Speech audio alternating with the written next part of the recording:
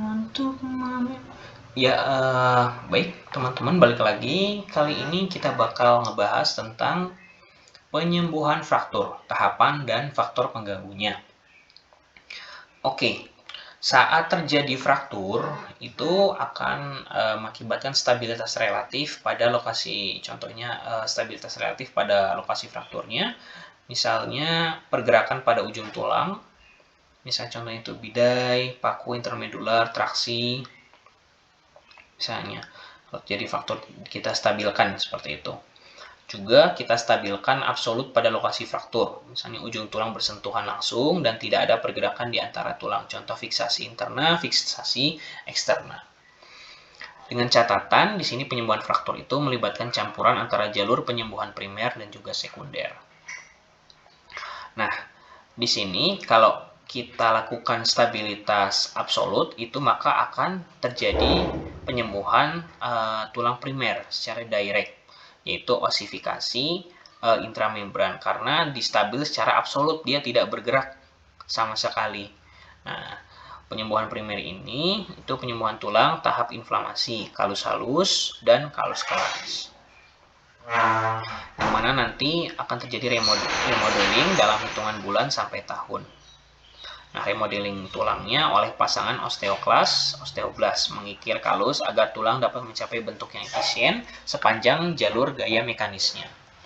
Selanjutnya kita ke stabilitas relatif. Nah, kalau stabilitas relatif ini masih memungkinkan terjadinya pergerakan, teman-teman.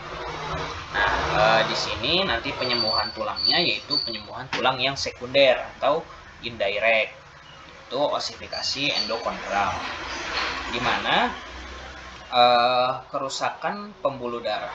Mekanismenya kerusakan pembuluh darah lokal, kemudian akan terjadi hematom, kemudian terjadi penurunan perfusi dari O2 ke tulang, kemudian terjadi osteonekrosis pada garis fraktur, dan juga terbentuk inflamasi lokal. Nah, tahap inflamasinya biasanya itu berlangsung 0-7 hari.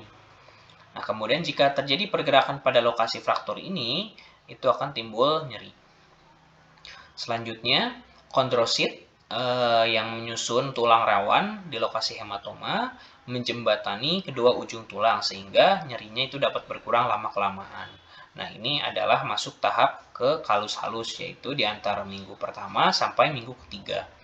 Selanjutnya, osteoblas itu mengendapkan Ca3PO4 atau kalsium fosfat ke matriks tulang rawan sehingga membentuk kalus dan terjadi peningkatan stabilitas lokasi fraktur.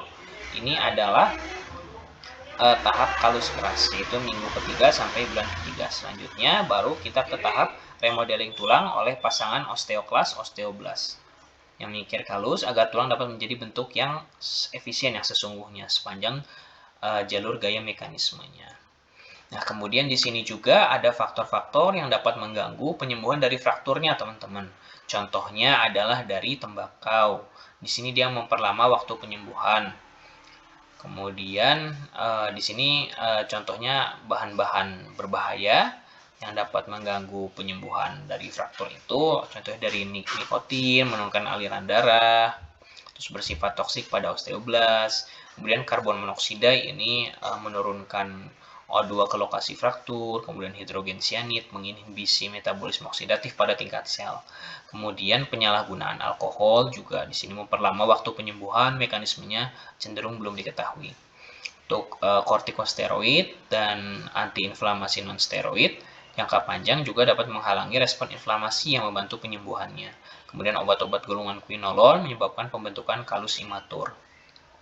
Kemudian defisiensi vitamin C juga dapat mengurangi pembentukan kolagen karena vitamin C adalah faktor kunci dari sintesis kolagen.